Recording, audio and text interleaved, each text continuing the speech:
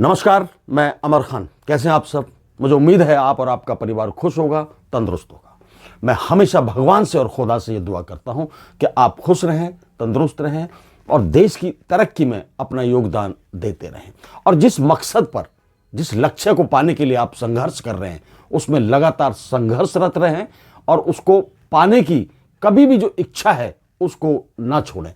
अपने आप को हमेशा मोटिवेट रखें, क्योंकि आजकल का जो माहौल है, आजकल का जो ज़माना है, वो बहुत थोड़ा सा कह सकते हैं हम कि डरावना हो सकता है, या हमारे अकॉर्डिंग नहीं है, या हमारे जो हम इच्छा लेकर चल रहे हैं, जो लक्ष्य लेकर चल रहे हैं, बड़े सपने जो हम देख रहे हैं, उन सपनों को पूरा करने में वो माहौल हमें सपोर्ट नहीं कर रहा है।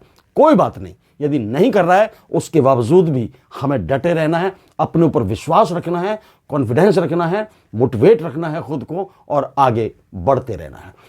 और एक बात और मैं आपसे कहना चाहता हूं कि जिस तरह से जिंदगी में हम लोग किसी बड़े आदमी को हम फॉलो करते हैं, उसकी बात को मानते हैं, फिर हम अपनी जिंदगी में उन बातों को उतारते हैं।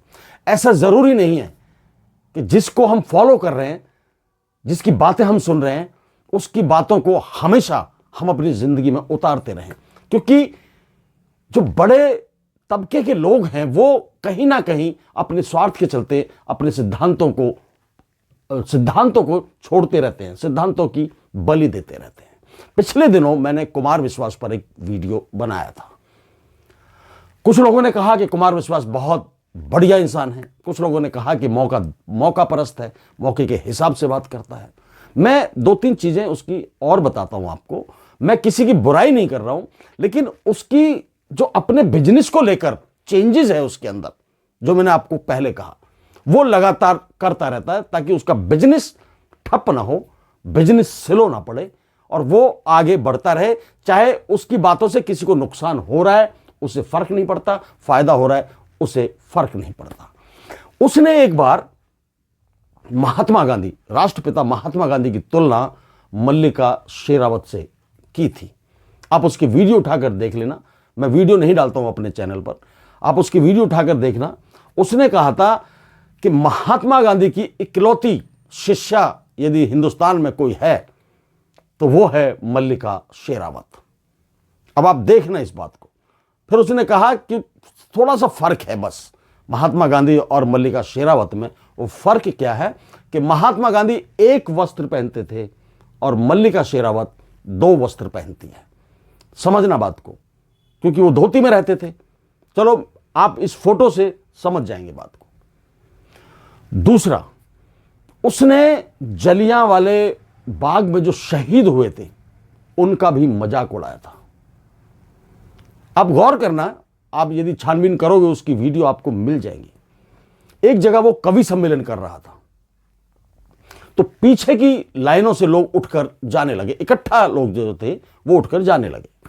उसने कहा कि आप इकट्ठा मत जाइए, सफों में मत जाइए, मतलब सफ का मतलब लाइनों में मत जाइए, एक एक करके जाइए।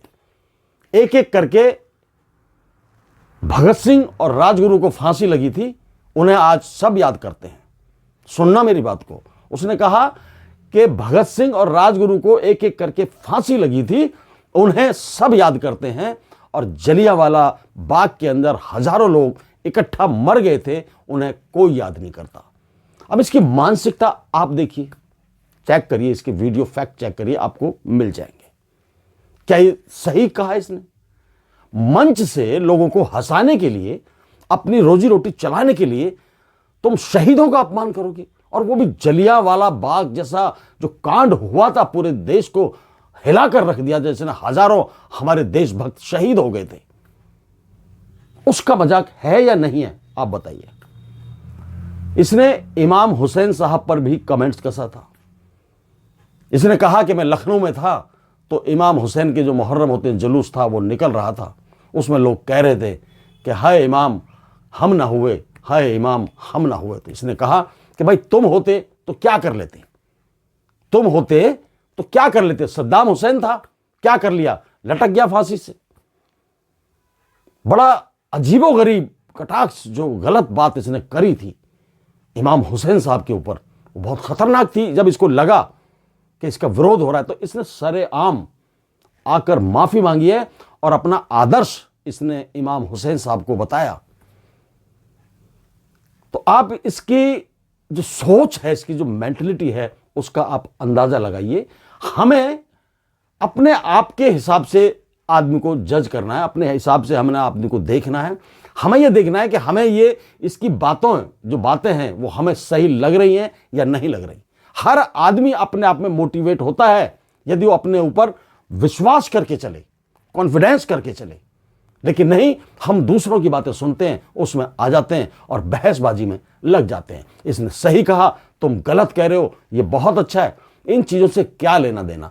हमें अपनी जिंदगी में आगे बढ़ना है, काम करना है और अपनी मंजिल को पाना है। जय हिंद, जय भारत, नमस्कार।